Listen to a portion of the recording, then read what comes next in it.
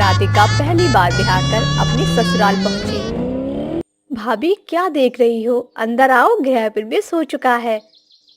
अरे बहू कहाँ खो गई, अंदर नहीं आना क्या? अरे सासू माँ अंदर क्या आऊं, 2 कदम के बाद कमरा ही खत्म हो गया। इतना छोटा कमरा तो चींटी का भी नहीं होता होगा।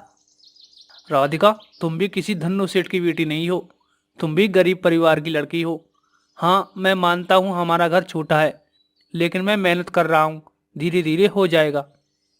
हाँ हाँ, मैं भी गरीब हूँ, लेकिन हमारे घर के बाहर बहुत बड़ा आंगन है।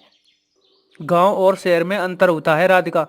जितनी जमीन में मेरा घर बना हुआ है ना, इतने पैसों में तो गांव में बहुत बड़ी जमीन मिल जाती है, पर शहर में नहीं मिल पाती। अब चलो अंदर चलो। गृह प्रवेश के बाद वो अंदर आ गई। अंदर आने के बाद राधिका अपने कमरे को बड़े ही ध्यान से देखने लगी। इतने छोटे से कमरे में मेरी जिंदगी कैसे बीतेगी? इतने में वहां पर उसकी ननंद आ गई और बेड पर लेट गई। पायल, तुम यहाँ क्या कर रही हो? भाभी, मैं तो हर रोज यहीं पर सोती हूँ। बाहर जाओ, माँ तुम्हें रसोई घर में बुला रही हैं। आज तुम्हारी पहली रसोई है। राधिका बाहर अपनी सास के साथ मिलकर खाना बनाने लगी। सब लोगों ने मिलकर खाना खाया। बहू के हाथ का खाना बहुत अच्छा है। अब खाना बनाने की समस्या तो खत्म हो गई, क्योंकि पायल को तो खाना बनाना ही नहीं आता। माँ, भाभी के सामने तो कम से कम मेरी बेइज्जती ना करो। खैर, खाना पीना खाने के बाद अब बारी थी सुहागरात की। सारे बर्तन धोने के बाद राधिका जैसे ही कमरे में गई तो देखा वहां पर पायल और उसका पति दोनों ही मौजूद थे। अजय, आज हम दोनों की सुहागरात है। ये पायल यहाँ क्या कर रही है? बार बार हमारे कमरे में आ जाती है।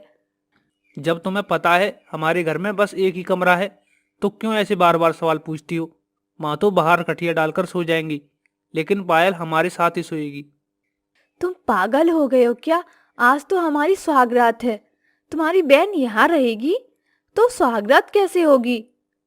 अरे तुम सुहागरात की छोड़ो, सोना कैसे है सिर्फ इतना देखो। अरे पायल, जरा माँ की पुरानी साड़ियों को लेकर तो आओ। इस कमरे को 2 भागों में बांट देते हैं, ताकि तुम्हें भी डिस्टर्ब ना हो। हाँ भैया, अब तो यही करना पड़ेगा।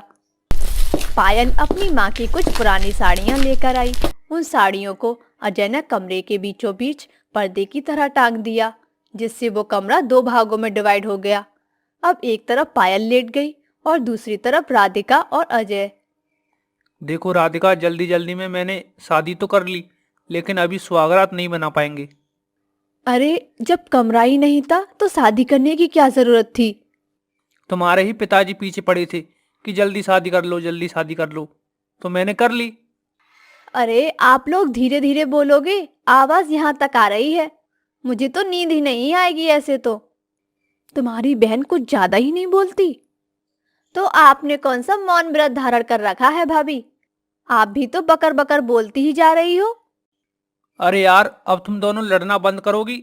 चुपचाप सो जाओ, मैं लाइट बंद कर देता हूँ। अजय ने लाइट बंद कर दी और सब लोग सो गए। अगली सुबह राधिका ने नाश्ता बनाया। नाश्ता करने के बाद अजय काम पर निकल गया। अब कमरे में थी पायल और राधिका। पर्दे के एक तरफ राधिका आराम कर रही थी, तभी दूसरी तरफ पायल ने जानबूझकर जोर जोर से थाली बजाना शुरू कर दिया। देखना, 1 हफ्ते के अंदर अंदर भाभी को इतना परेशान कर दूंगी कि ये अपने मायके ही भाग जाएंगी।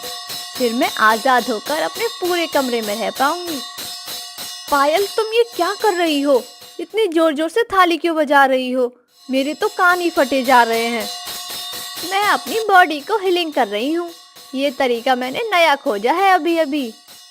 अच्छा, तो बताती हूँ तुझे।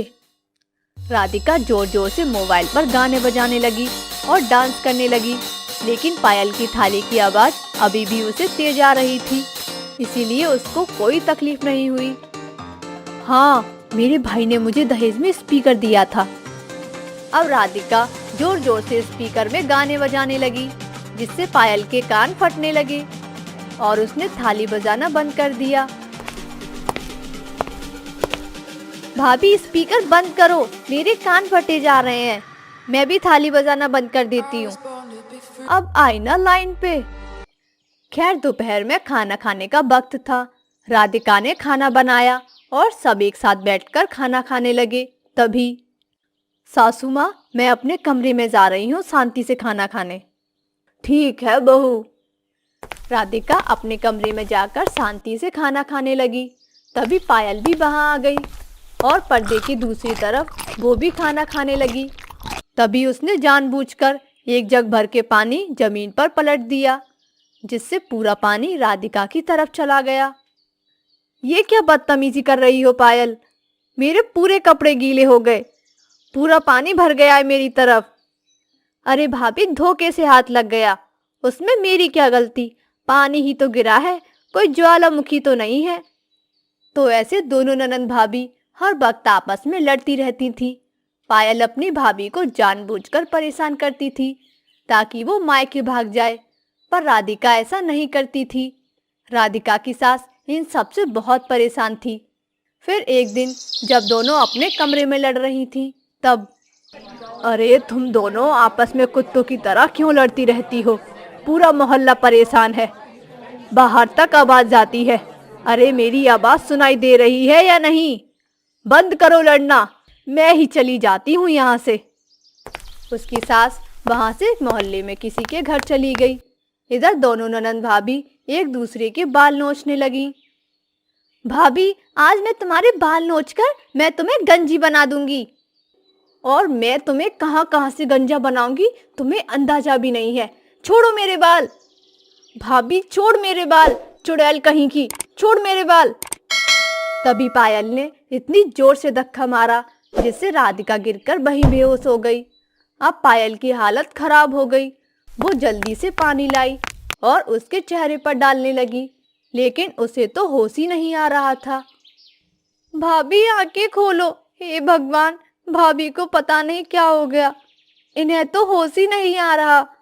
भैया भी नहीं है, माँ भी पता नहीं कहाँ चली गई। अब मुझे ही इन्हें अस्पताल लेकर जाना होगा। पायल किसी तरह राधिका को पास की क्लिनिक में लेकर गई। डॉक्टर ने उसका इलाज किया। पायल ने फोन करके अजय और अपनी माँ को भी वहीं बुला लिया। इनके दिमाग पर कुछ ज़्यादा ही गहरा असर हुआ है और गर्मी की वजह से हीमोग्लोबिन की भी कमी पड़ गई है। इन्हें तुरंत खून चढ़ाना होगा। डॉक्टर साहब, भाभी की हालत की जिम्मेदार मैं हूँ, मैं भाभी को खून दूंगी।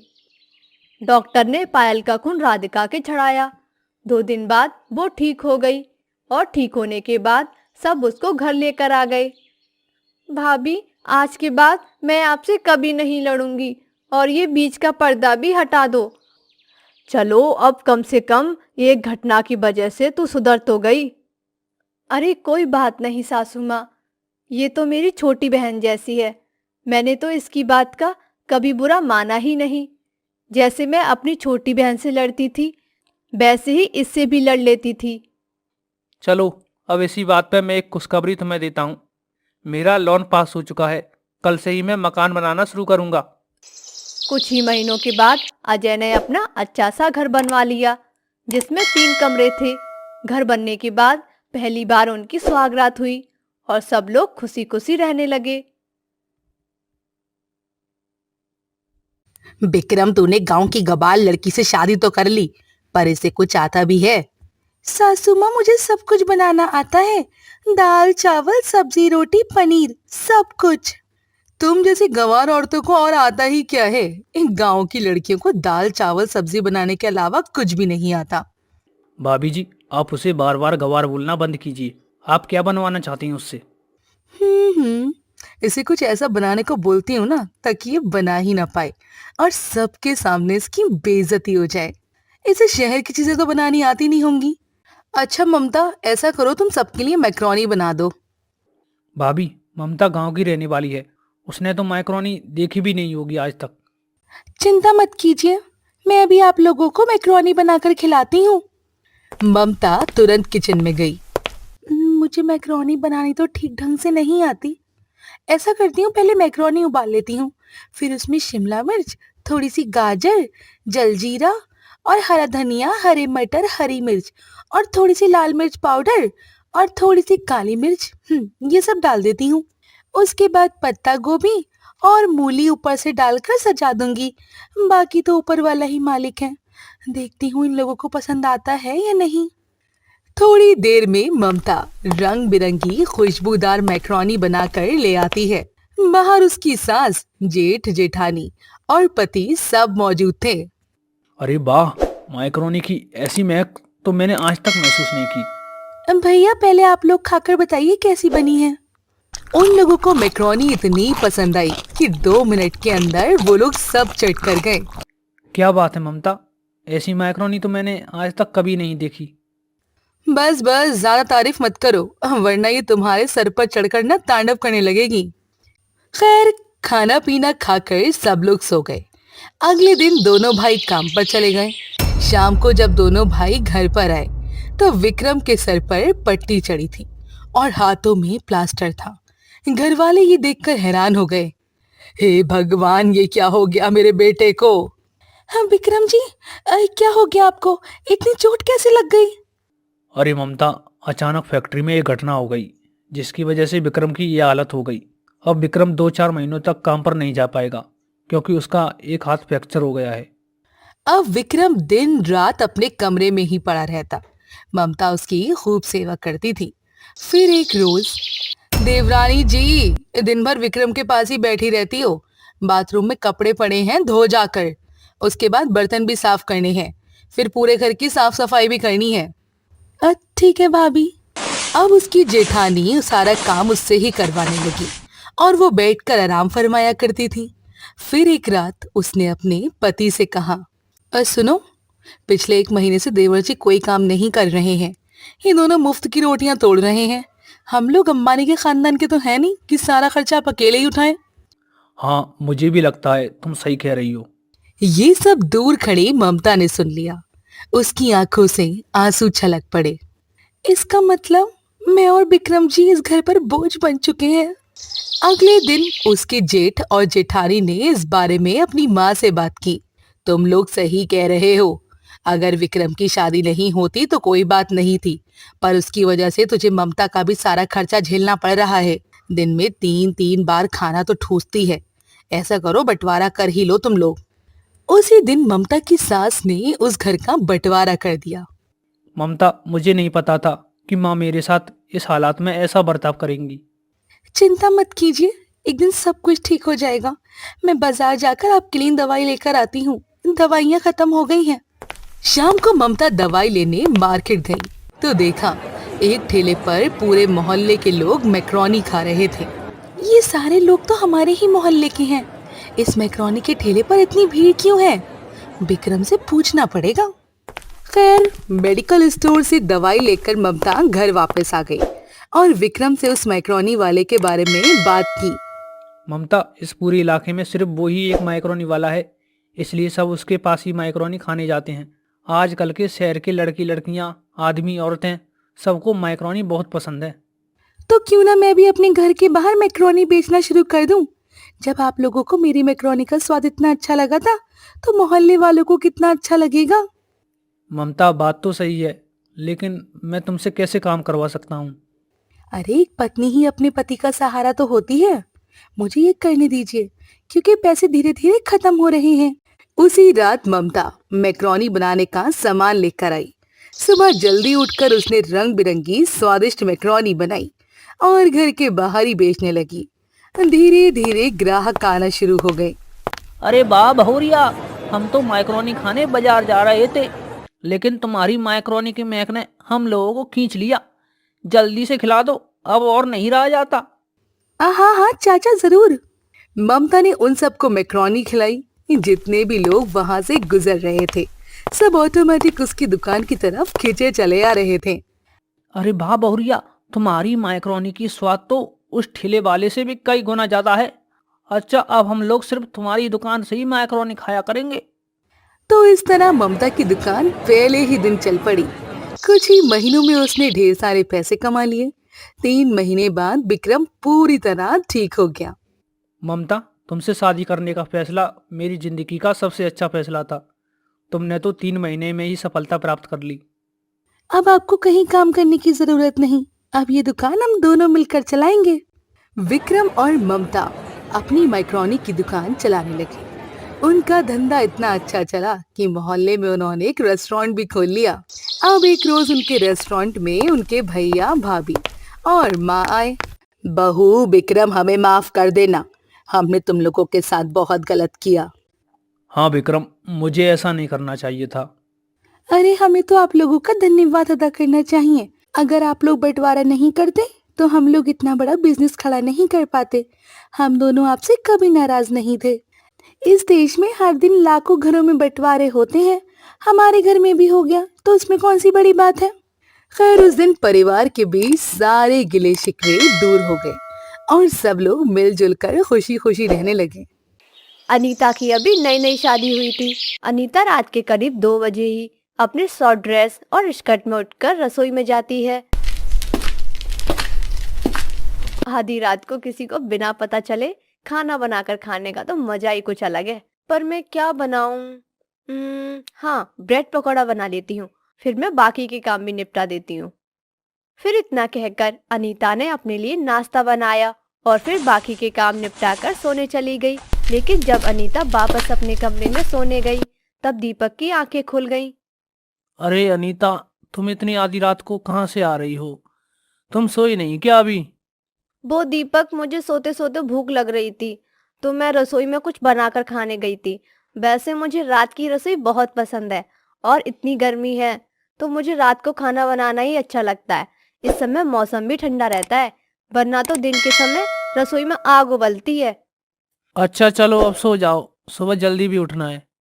फिर वो दोनों सो जाते हैं। फिर अगले दिन अनीता किचन में खाना बनाने लगी, तभी अचानक घर की लाइट चली गई। गर्मी की वजह से सबकी हालत बहुत खराब हो रही थी।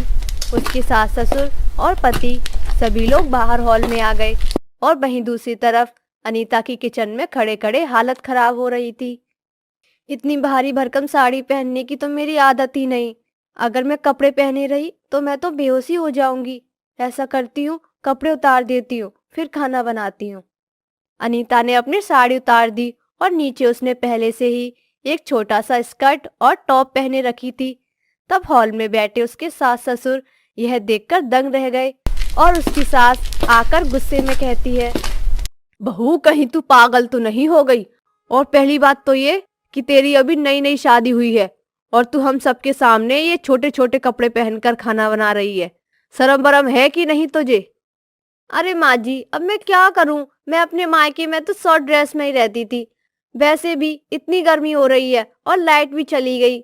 यहाँ गैस की इतनी गर्मी है कि मुझसे बर्दाश्त नहीं हो रही थी, तो मैंने अपने कपड़े उतार दिए।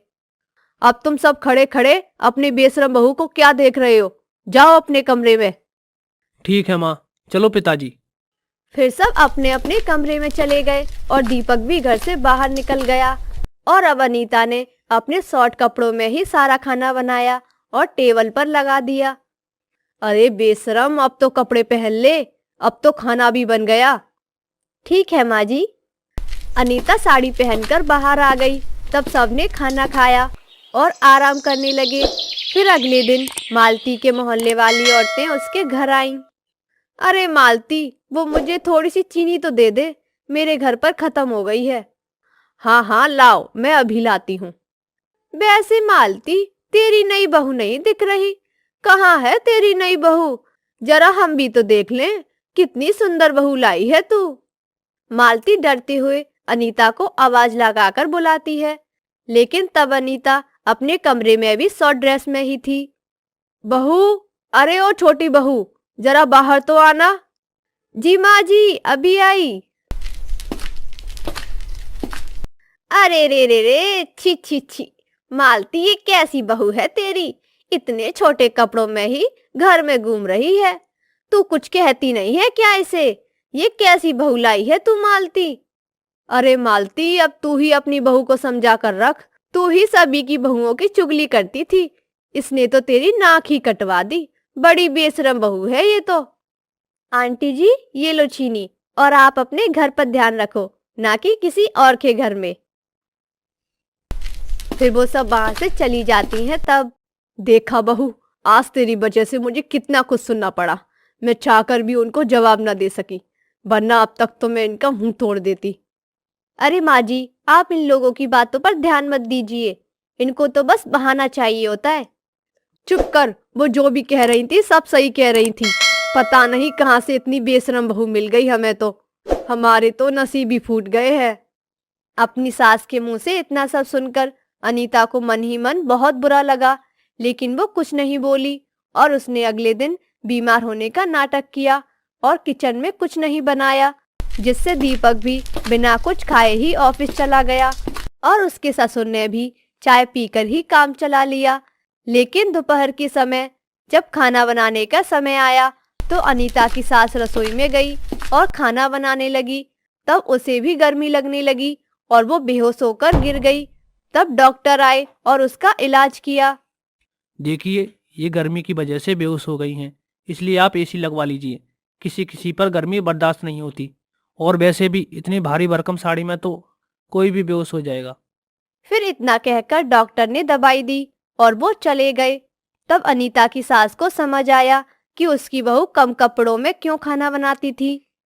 बहू, मुझे माफ कर दो, अब मुझे समझ आ गया है कि तू खाना बनाते समय कपड़े क्यों उतार देती थी। फिर उस दिन के बाद से उसकी सास को अपनी गलती का एहसास होता है और अब वो कभी भी अपनी बहू को कम कपड़े पहनने से नहीं रोकती।